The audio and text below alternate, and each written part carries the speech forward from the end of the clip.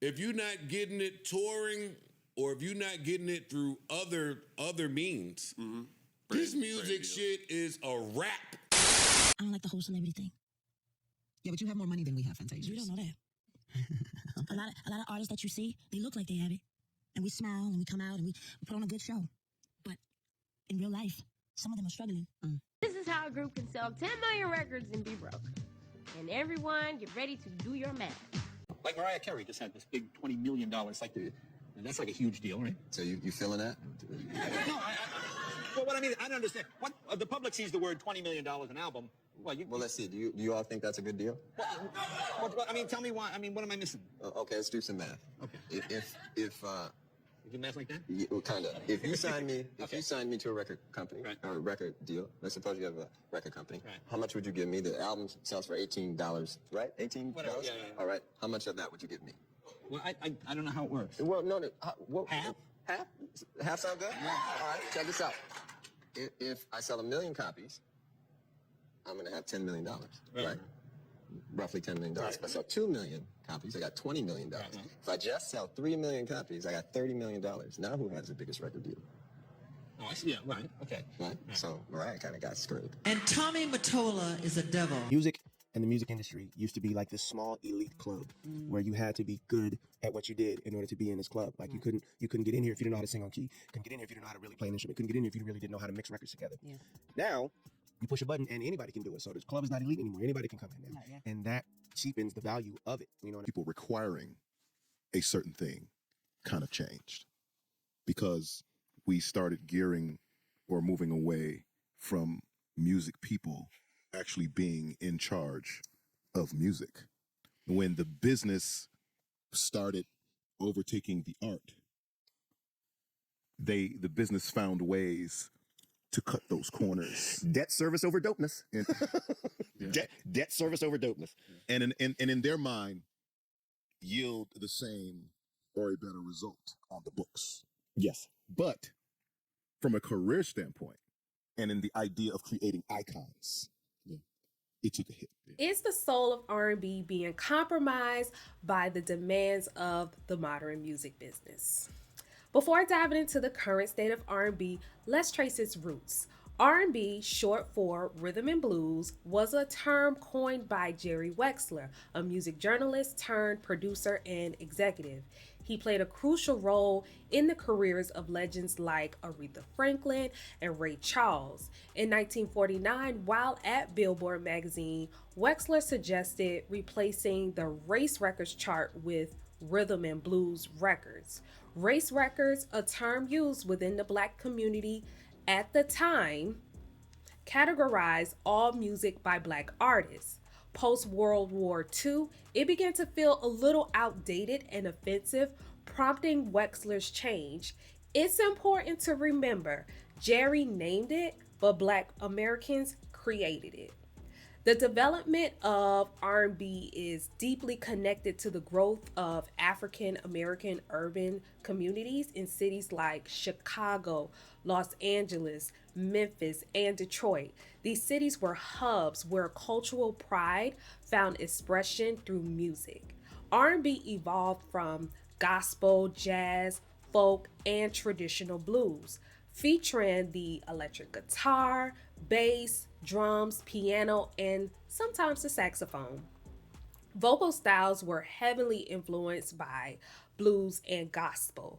You know, just listen to Whitney Houston, Aretha Franklin, Patti LaBelle, Marvin Gaye, Al Green, Kelly Price, Faith Evans, Coco, and so many others. The church's influence is undeniable. You know, many feel that the absence of this gospel element and vocal excellence is a key factor in the perceived decline of R&B. Young Black youth of today do not go to church, and they don't have that church band grooming. Like B. Cox came from the church, right? Right. Jodeci comes from church. Like, so when you listen to that soul, that soul that you think is soul, it's that's coming from over there. Yeah, it's an added piece of information. Now we're in the era of contemporary R&B, generally considered to have begun in the 1980s. This era relies heavily on keyboards, synthesizers, drum machines. More recently, hip hop has become a major influence to the point where an R&B hit without hip hop elements is rare. This is a reversal from the 1980s and 1990s when hip hop often needed R&B to gain traction. Change is inevitable, especially in music. But have we strayed too far away from the essence? R&B has spawned numerous genres, including hip hop, funk, neo soul, rock and roll, trap soul, and new jack swing. Emotions and soul are the intangible elements that define R&B. However, factors like the music industry's business practices, easier access to the industry, increased masculinity, hypersexualization, generational shifts, the decline of gospel roots, a lack of appreciation for pioneers, insufficient artist development, and the impact of digital media all contribute to R&B's perceived decline. The music industry's focus on profit over quality is a significant factor. While they're not solely to blame, their role is a crucial shaping of both artists and consumer habits. Personally, I don't believe R&B is dead. To me, R&B is like energy. It transforms rather than disappears. Some of the vessels that carry that energy may have faded, both literally with the passing of legends and figuratively with artists and executives not nurturing it properly. R&B will always evolve, always. But evolution shouldn't be regression. Soulfulness must remain at the core of rhythm and blues. Remember when albums were events? Back then, creating a conceptual album mattered. The singles chosen to tease the record were usually the absolute best tracks, and if they weren't, labels would send artists back to the studio or, shelve the project altogether. A single or two would drop, and the album might follow months later. Now, the single's performance heavily influenced that release date. Artists typically waited at least 2 years between albums, filling that time with tours, radio visits, TV appearances, and of course, creating new music. Now we're living in this hyperspeed world. Everything's gotta be now. Like instant gratification is the name of the game. Artists are dropping EPs and LPs within the same year. Albums arrive the same week as the single, and TikTok. Oh, TikTok. I have a real love-hate relationship with it when it comes to music. It's a double-edged sword, and honestly, I'm not sure which side wins. On one hand, the constant looping and viral trends can really boost an artist, especially someone we might never have, discovered otherwise. Someone does a dance, a vlog, or a funny skit, and suddenly the song blows up. Bam. And that's amazing. But then there's the other side. You get curious, you look up the full song, and well, it's trash. I mean, like straight garbage, or you maybe even like the song. You might like it. But then it gets played into the ground on TikTok, and you're so over it that you just want to skip it on your streaming service or change the channel on the radio. And yes, radio is still a thing. It's like the app can make a song feel old, even, before it's even had a chance to breathe. It's a wild time for music for sure. Now, has it all just become about chasing the next viral moment instead of making music that sticks with you? Like, are we trading timeless art for fleeting trends? And honestly, it kind of feels that way. I mean, TikTok and Billboard teamed up for a chart in September of 2023. And guess what the first #1 song was?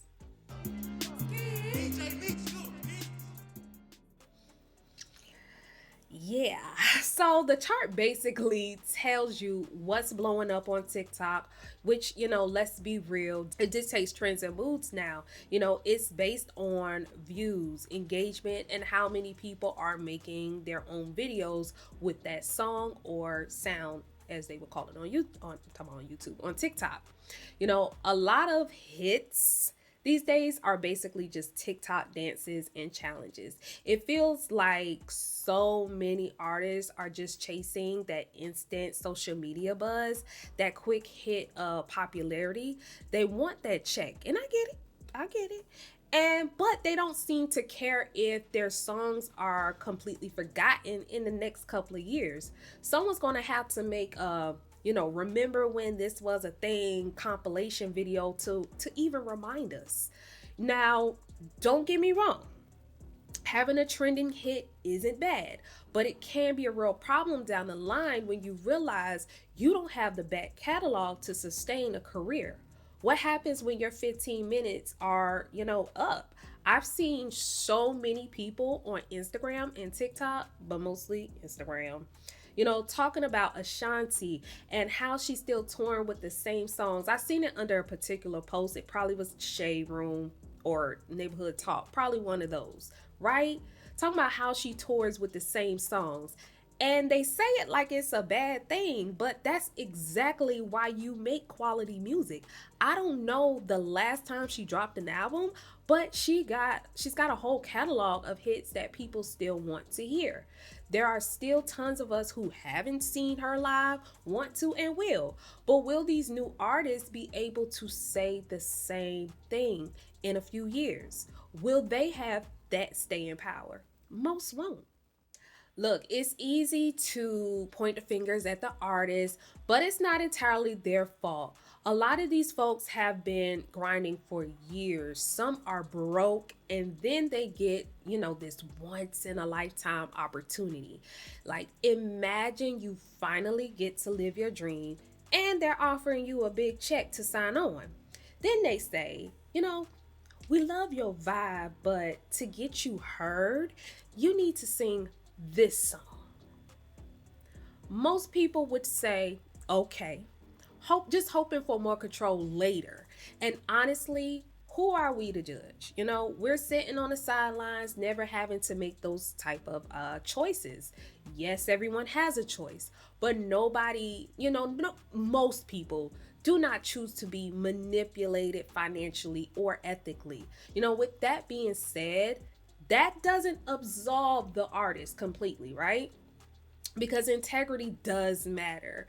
But, let's be real, a lot of people just don't have it. So that is part of the problem. The business culture in America, it's messed up, plain and simple.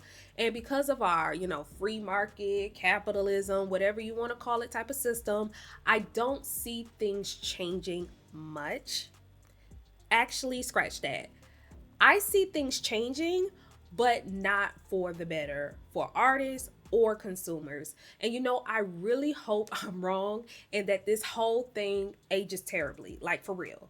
The music industry is broke. Let's be real. They're not making the money they used to when we were buying CDs and physical copies.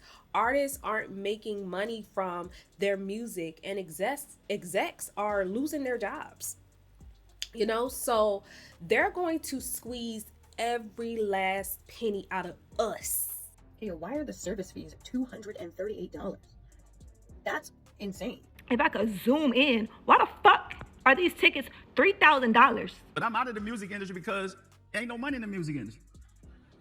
And I know people might get mad and trip, but I'm just saying, y'all know it's a lot of things that we used to do. It ain't no money, and it done tapped out. After 40-something years in the business, I'm like, well, why?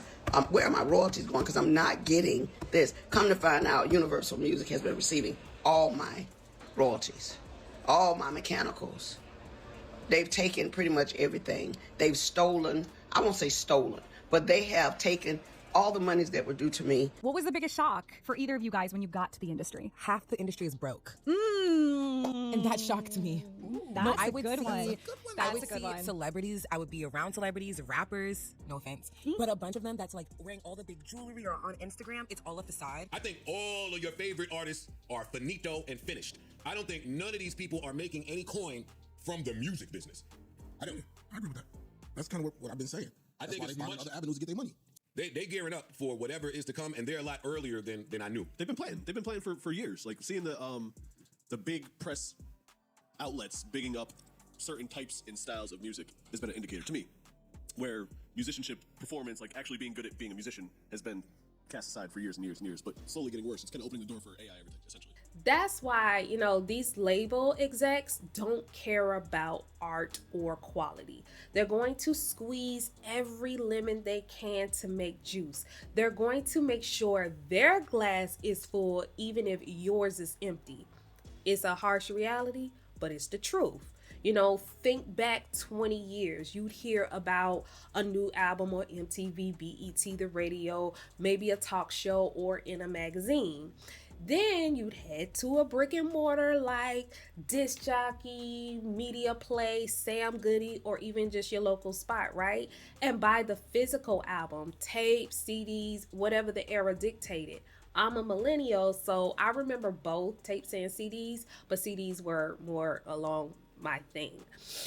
Albums were what, $12.99, about $19.99, and if all your favorite artists dropped on the same Tuesday, you would easily drop about $50. You were putting a lot of trust in the artists and the labels buying an album after only hearing one or two songs. They had to deliver. The music video had to be fire. Their image had to be relatable, but still have a little intrigue and mysteriousness to it. And singers had to sing. If you couldn't sing, if you were one of them singers that, couldn't really sing like that, your stage presence and your choreography had to be on point. And any scandal could end your career, especially in Black music and R&B. There was a certain image to maintain, even with New Jack Swing shaking things up, in the late 80s, early 90s, and, giving a little bit more of a bad boy rough image, there were still limits. Now it's all about the shenanigans, bring them on. Bring on the shenanigans. Going viral is practically a requirement. Virality is the new currency. And while I get it, especially with social platforms paying creators, it's about what people are willing to do to get that attention. Celebrities have always played games with the paparazzi, but the pressure to go viral now is insane. For many artists, rappers, actors, their social media presence is overshadowing their actual art. And look, I'm not saying being personable with fans or changing careers is bad. I'd be a whole hypocrite if I did. But a lot of these artists aren't on social media because they want to be. They're forced to. Remember, the music industry is poor, broke. And R&B, I ain't gonna say poor, but they a little broke. But being, Black music and being an R&B and Black music in general is taking a hit. That's why we're seeing so many R&B festivals and legacy artists on tour now. I'm not complaining because I'm finally getting a chance to see artists I missed out on seeing growing up, right? But here's the thing. Social media, when done right, can be a game changer for R&B artists. It lets them connect with their fans in a way labels can't. Nobody is above it. If you out of sight, you out of mind. You gotta help us keep your legacy alive. And content is king, And guess what? And if you liking, what I'm putting out, you hit that subscribe button. It's free. I ain't charging. It's free. Like and share too. Let me know what you think in the comments. And don't forget to check out my other videos on this channel. As I stated before, change is inevitable. Some folks think R&B has become more homogenized. Some say singers can't actually sing anymore. Some are fed up with the lyrics. Some hate how much it's mixed with hip hop. Others think it's just evolving naturally. All those things can be true at the same time. People say stuff like, what happened to R&B or R&B is dead. It's not. You just don't understand the basis of it. As a matter of fact, maybe I need a reminder and understanding of what it is. How can something come out 20 some odd years ago and then all of a sudden have a resurgence in a way that people just want to talk about it, sing it, enjoy it? It's because it's classic. That's superstar. That's R&B. That's what R&B is. Yeah, R&B is timeless. It ain't gonna go away. Source that is R&B created the breath of life that was breathed into hip hop. It wouldn't be. There would be no hip hop if that were not R&B. Erykah Badu told me something one time, and she said R&B is the people. So I was like, that's true. So it can never be dead. It can never go. And I think R&B is literally rhythm and blues, and that lives in everything to me. So no matter what I do, and no matter what music is out there, R&B will always be alive, and it will always be like the foundation of music. So there's rhythm and blues in everything. I've always said, good art never dies. Good art never dies. Let's rewind to classic R&B, the classic R&B sound. We're talking gospel, jazz, folk, blues with real instruments, electric guitars, bass, drums, pianos, and maybe saxophone. But then technology stepped in and we're suddenly hearing less live music and more digital recordings, keyboards, synthesizers, and drum machines. Digital recording, wasn't just more efficient, it was cheaper. Labels didn't have to pay a whole band or orchestra anymore. Artists didn't have to be in the same room to record together. And where did the background singers go? Like, seriously, sometimes I just want to hear some good harmonies, not just layers of the same voice, unless you're Brandy. That's different. But at the end of the day, the business is going to drive change. Music is art, but it's also business. Want to know why something is the way it is? Follow the money. Now, technology changing things wasn't inherently bad, but the problem is the imbalance. There's room for both real instruments and digital sounds. They both sound great, but when the business cut corners and they cut out the real stuff, they're cutting out the soul. They're cutting out the soul. And without soul, there is no R&B. And I'm going to keep saying that because it's the truth. It's the truth. And speaking of soulless, it feels like lyrical depth and emotional vulnerability have been replaced with these superficial, formulaic themes. And look, artists can express themselves however they want. But in my opinion, a lot of what we're hearing now is just like great value version of R&B. It's cheap, it's plentiful, and it's all by design. Think back to the late 80s and the early 90s when New Jack Swing came into the scene. Teddy Riley created this fusion of R&B and hip hop with that offbeat 16th note triplet rhythm. New Jack Swing, first of all, it was a name that was given to me, and I always have to give credit to Barry Michael Cooper, who actually gave me the name because I didn't have a name for it. And it was just this music that was just, transcending. And people were just catching on to it. And you had record companies that didn't really give you a deal if you didn't have that sound. So we had to call it something right away because New Jack City was coming on. And I can remember sitting with Barry Michael Cooper. He was interviewing me. He said, "What are you going to call this?"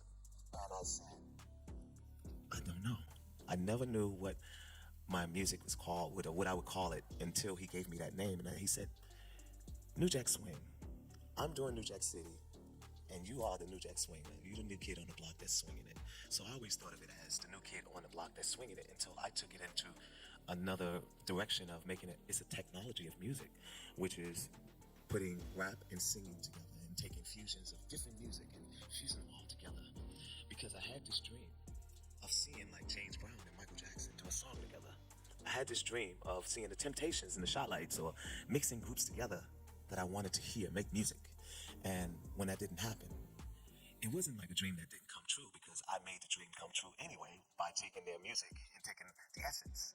Not actually literally taking their music, but the essence and what I was inspired by. I took it and just fused it together. And I was always in church, so I always had to have that church feel in my music. And that's what kept everyone on the dance floor. But what made New Jack Swing, special was that even with all those different sounds, it still had that gospel and soul at its core. He created a subgenre that kept the essence of the original. Then in the 2010s, trap soul emerged. Now, there's been a lot of debate on who started it, whether it's Drake, Kurt Cobain. I saw someone even mention Static Major, right? But honestly, I think Bryson Tiller, made it click for me. That's when I really heard the sound and knew what it was. Hell, he even named his first album Trap Soul. So for me, he created it in a sense. Y'all can tussle and fight me in the comments because I know you will when it comes to that. But Trap Soul blends R&B, soul with trap productions, heavy 808s, repetitive hi-hats, melancholic melodies, and soulful vocals. And I like trap music at first, but honestly, it paved the way for way too many non-singing singers. Lyrically, trap soul was already a bit edgier than traditional R&B, and it kind of created a monster, especially in male R&B. A lot of male R&B singers started adopting the worst parts of hip-hop. The drug talk, the objectification of women, the hypermasculinity, the lyrical degradation of women and themselves. It's like saying I love my woman is shameful now, or that describing a woman's beauty with a flower metaphor somehow, makes you gay. Newsflash, being gay is attraction to the same sex, nothing more, nothing less. Though the unhealthy amount of male validation needed for some of y'all is a bit questionable. But anywho, male R&B singers have taken on the rapper aesthetic. And while there's nothing wrong with that, not everybody needs to do it. Who's to blame? Well, consumers. I blame y'all. Ladies don't want soft men and men don't want simp tunes. Of course, not everyone's like that, but enough people are for these artists to thrive. And when the labels see it works, they're going to ride that wave. Babyface is one of my favorite songwriters. He's written hits for decades without losing his touch. A lot of writers today just rely on vulgarity to make up for their lack of skill. Truthfully, today's music is driven by production, especially when they sample or interpolate old hits. I don't wanna know if you really need, keep it on the low, 'cause my heart can't take it anymore. If you crave it, please don't let it show. I don't wanna know. Now people say R&B is dead because men don't beg anymore, which is true. There's that element to it. But I think the real reason that R&B is not what it used to be, like in the 90s, is because it's not slick, it's not suave, it's not smooth like it used to be. The subject matter is kind of the same, but it just doesn't hit the same. Here's what I mean. Y'all know, like in the 90s, R&B, there was so much innuendo in songs. There were so many like messages that would go over your head if you were young or just didn't pay attention. And there were so many different songs about like cheating and stuff. Like, you're my little secret, and that's how we should keep it. Or like, baby, I wanna do all of the things your man won't do. Like, these are songs about being a side piece. They can make the same songs now, but they are very direct. These R&B songs sound like rappers. Like, the subject matter is raw. It's not smooth. They're like, I'm smashing your girl. Put it on the radio. When we come to the realization that we gotta revitalize, we gotta re-implement love amongst ourselves, the men, the women, the children, the elderly, that's the fear. That's why the quote-unquote R&B has been taken away from us, because the R&B gonna promote the love. There's room for everything, but we need balance. If we don't hold ourselves to a higher standard as artists and consumers, don't expect the execs to. They just care about the bottom line. It's okay to be yourself. It seems like individuality is fading in our society. We see it every day on Instagram. Music, especially female hip hop, feels like it's lacking unique voices these days. But thankfully, this isn't a hip hop channel. This isn't a hip hop channel. So I won't go there. But y'all see it, right? Off the top of my head, I can't think of any R&B girlies who sound exactly alike. There might be similarities, but that's natural, especially within the same generation. Listening to the same music, most artists are going to incorporate their influences. For today's girls, it's Beyonce. You know, Chloe, Victoria Monet, Normani, Tinashe, they all have that Beyonce influence.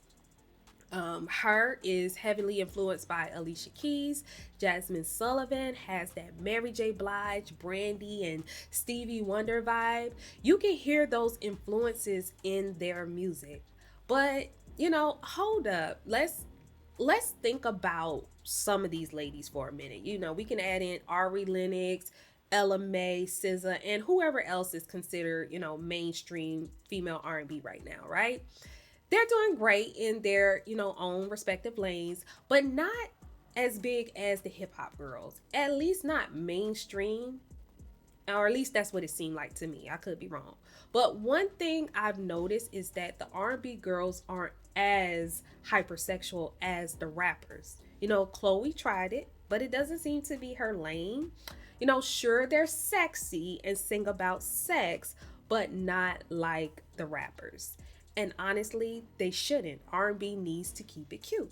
You know, when I think about it, over sexualization rarely works for female R&B singers. Also, Summer Walker walks that line sometimes, you know, fashion wise.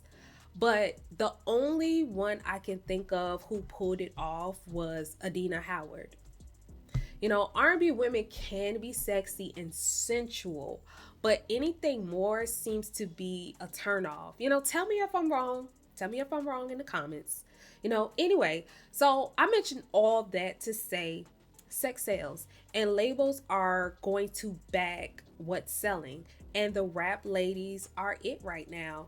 But I honestly feel that will decline in due time.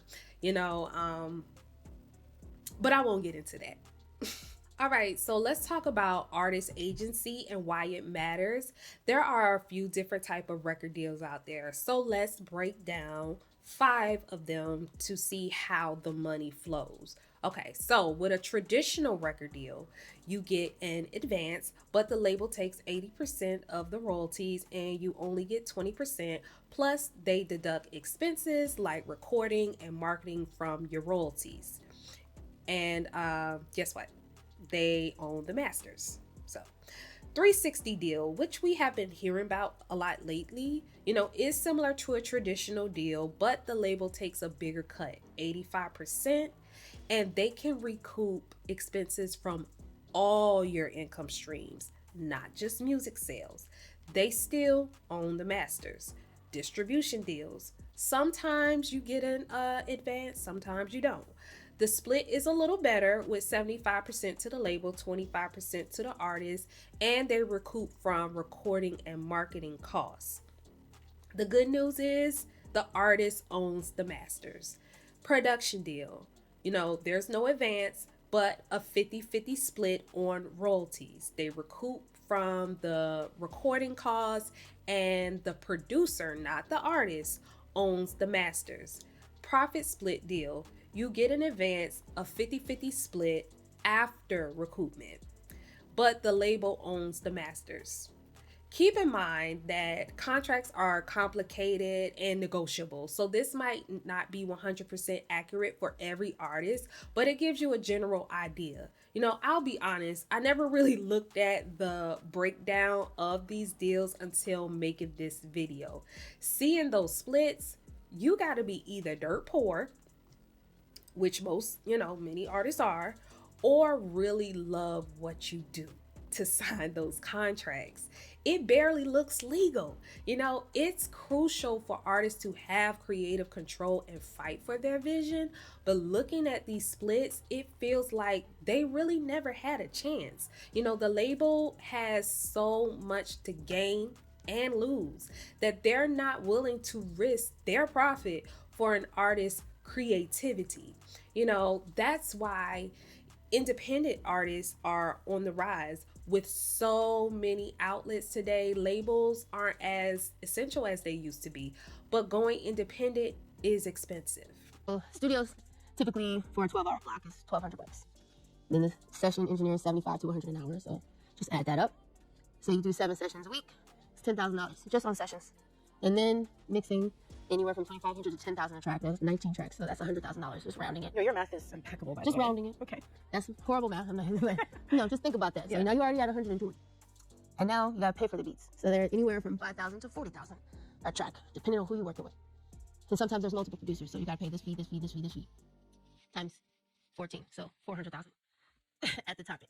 So let's just say 250 plus 120. Now you're already at 300,000. That eliminates 75% of the people who are aspiring. I didn't realize how much money that it takes to actually be an artist. Unless you have been proven to be a moneymaker, most labels won't give you creative freedom. The only real control you have is when you own your own label and masters. You know, easier said than done, right?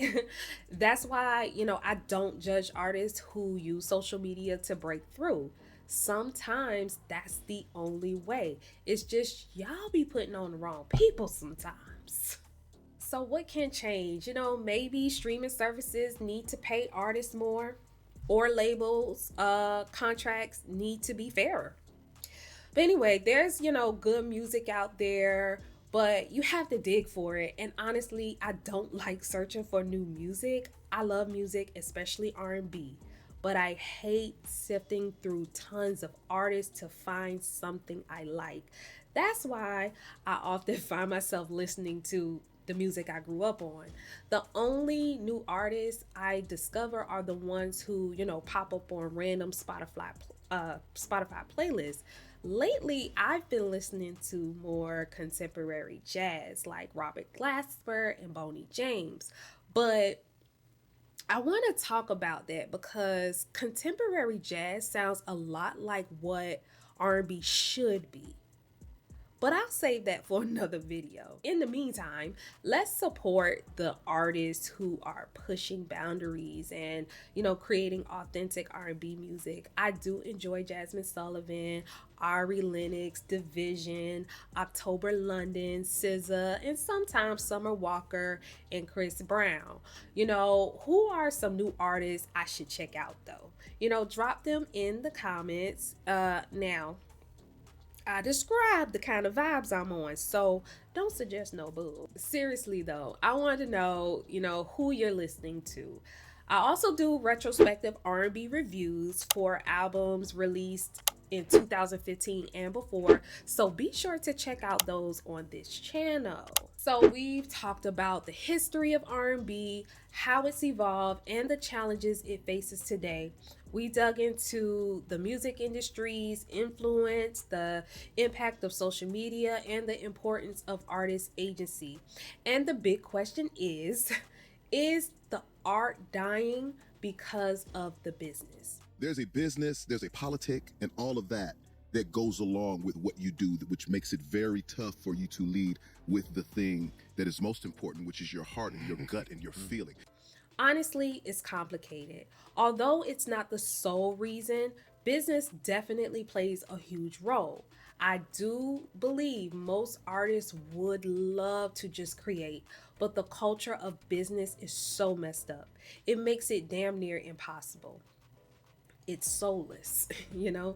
There are still artists out there creating amazing soulful music, but they're often overshadowed by the trends and the hype. You know, and it's up to us as listeners to seek out those artists and support them. And I will do better with that. So here's a question for you. What does the future hold for R&B? Will it continue to evolve and thrive, or will it fade away? Let me know your thoughts in the comments. I want to hear your opinions and predictions. Thank you for watching. Don't forget to subscribe and check out my other videos. And most importantly, be sure to come back to relive the soundtrack of your life here at R&B Central.